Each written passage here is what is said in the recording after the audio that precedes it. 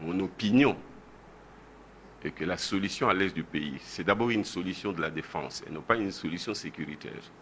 La défense, c'est qu'il faut régler la situation avec le Rwanda. Régler la situation, il faut faire la guerre au Rwanda. Si nous voulons contrôler l'est de la République, il faut faire la guerre avec le Rwanda. Mais pour faire avec le Rwanda, il faut une armée, d'où il faut un pouvoir fort, avec des bonnes finances, occuper le Rwanda, à la limite, annexer le Rwanda au Congo. La solution pouvait se trouver dans le cadre de la CPGL. Tant qu'on ne fera pas la guerre au Rwanda, on ne mettra pas fin aux questions de sécurité. Donc il faut d'abord la défense. La défense, c'est l'option de la défense qui nous permet d'avoir des solutions sur les plans sécuritaires. Il faut faire la guerre au Rwanda, occuper le Rwanda, administrer le Rwanda, annexer le Rwanda. La CPGL ne peut se faire qu'à ces prix-là.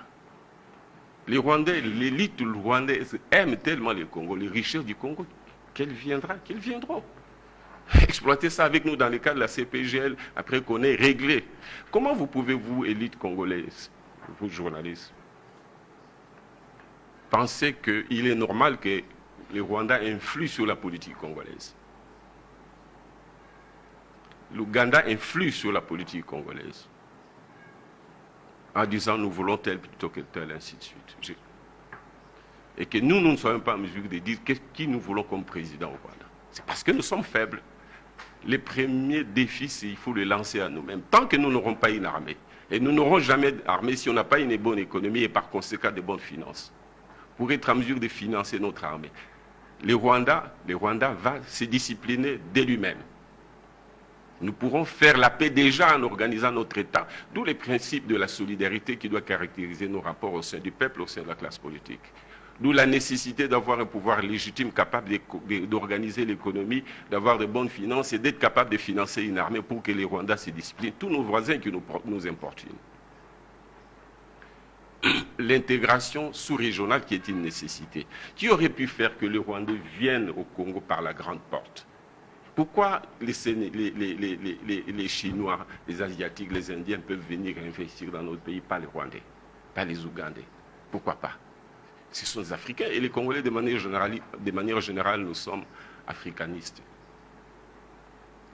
Les Rwandais peuvent venir investir, exploiter. D'ailleurs, les 10 000 ou les 5 000 ou 8 000 kilomètres carrés qu'ils veulent avoir et qui n'auront jamais, en tout cas qui n'auront pas dans la paix.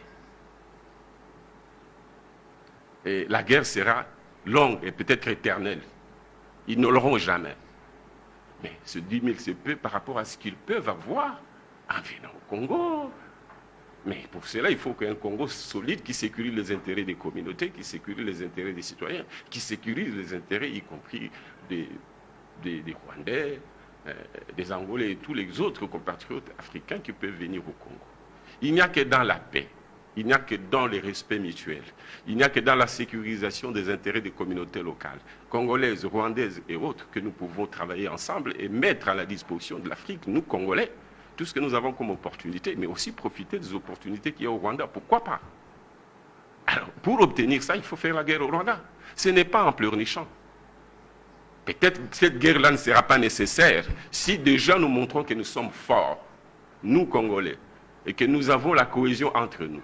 Les Rwandais pourront venir s'installer au Congo, faire le commerce, exploiter les richesses minérales, faire de sorte que les Rwandais qui sont nos frères, parce que nous, moi j'ai étudié avec des Rwandais, je ne savais même pas.